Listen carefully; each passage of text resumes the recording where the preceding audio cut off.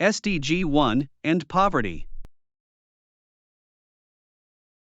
The first of the United Nations Sustainable Development Goals, or SDGs, is no poverty. SDG 1 aims to end poverty in all its forms and is considered the greatest global challenge and an indispensable part of human development. Currently, there are over 600 million people worldwide who cannot meet their basic living needs, and for them, life is a battle for survival. That's right. Poverty isn't just about a lack of money.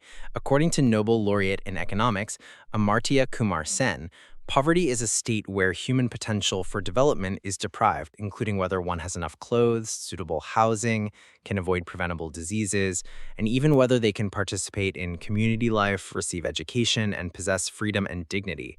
Poverty is actually a relative concept, and different countries, regions, and environments will have different poverty standards. To assess it more concretely, the World Bank defined extreme poverty as living on less than 1.25 US dollars per person per day. By September 2022, this poverty line had been raised to 2.15 US dollars. Worryingly, despite a gradual decline in the global extreme poverty population over the past 20 years, the COVID-19 pandemic led to an additional 119 to 124 million people falling into extreme poverty in 2020. The UN also predicted that 10 years later, there will still be as many as 600 million people living in extreme poverty worldwide. SDG1 is not just a broad direction, it also has specific subtargets. For example, Target 1.1 is to eradicate extreme poverty everywhere.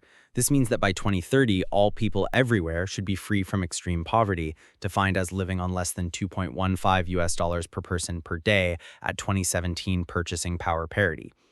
Target 1.2 is to reduce poverty by at least half. The UN's goal is to reduce at least by half the proportion of men, women, and children of all ages living in poverty in all its dimensions according to national definitions by 2030. This involves not only income, but also access to good education, sufficient food, and easily accessible medical resources. Exactly. Target 1.3 is to implement social protection systems, ensuring the rights of the poor, vulnerable, and other marginalized groups. Although most countries have their own social protection systems, currently 4 billion people worldwide still lack any social protection, most of whom are poor and vulnerable. The 1 Degree search engine in the United States is a good example, helping those in need find social welfare information. Target 1.4 is to ensure equal rights for the poor and vulnerable to economic resources.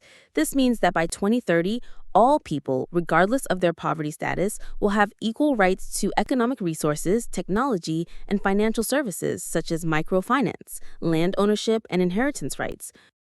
Startup companies like Taquano use blockchain technology to help people who cannot prove their identity establish digital identification, allowing them to use financial services. The concept of microfinance involves providing small loans to the poor, giving them the opportunity to invest and profit and lift themselves out of poverty. Finally, Target 1.5 is to build the resilience of the poor and vulnerable to disasters. In a rapidly changing global society with increasing impacts from extreme climate, it is crucial to reduce the harm caused by economic, social, and environmental shocks to the poor and vulnerable and ensure they have good disaster resilience.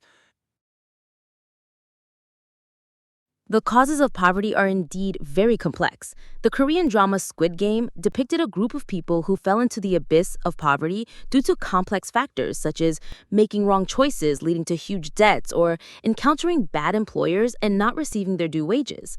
Poverty is not a simple category. It is an unmarked area that gradually widens along the way, broader than commonly perceived by society. There's also the concept of multidimensional poverty, which measures 10 indicators across 3 dimensions: health, nutrition, child mortality, education, years of schooling, school attendance, and living standards, cooking fuel, sanitation, drinking water, electricity, housing, assets. A 2019 UN report indicated that 1.3 billion people globally live in multidimensional poverty, about half of whom are children under 18. Nearly 85% of the poor population live in sub-Saharan Africa and South Asia. Social discrimination, such as by ethnic status, caste, and gender, particularly exacerbates multidimensional poverty. In India, 5 out of 6 multidimensionally poor people are from scheduled castes and tribes. Education is widely considered key to social mobility, but for some children, even attending school daily is difficult. Some teachers would drag a child's desk and chair to the playground, attaching a note saying no homework for the whole school to see, which makes children feel worthless and leads them to refuse school. I've also heard of single mothers choosing not to work to care for children who need early intervention, only to be criticized by relatives and friends for not earning money. But if she were to work, her meager salary might not even cover childcare costs. Such a rational choice is often misunderstood by outsiders. This illustrates the impact of family environment and social support on poverty. The COVID-19 pandemic had a huge impact on poverty eradication.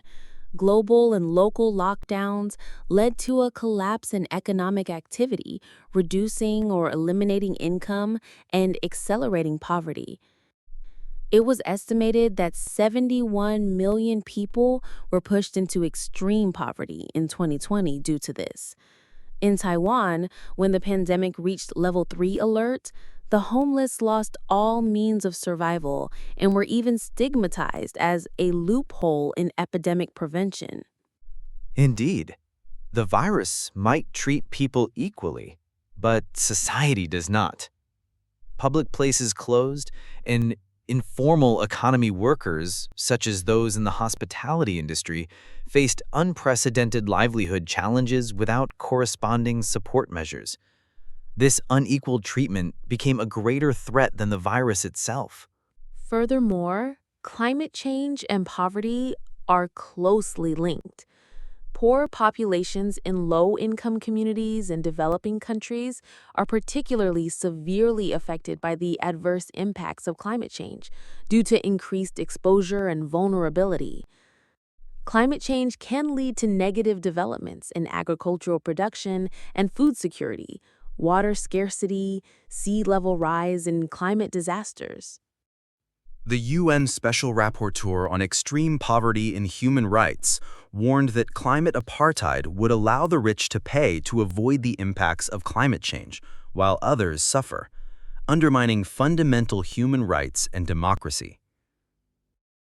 Countries in the global north, accounting for only 19% of the world's population, have produced 92% of cumulative greenhouse gas emissions, while countries in the global south, contributing only 8%, bear the increasingly severe consequences of warming. Despite the immense challenges, many solutions are being implemented.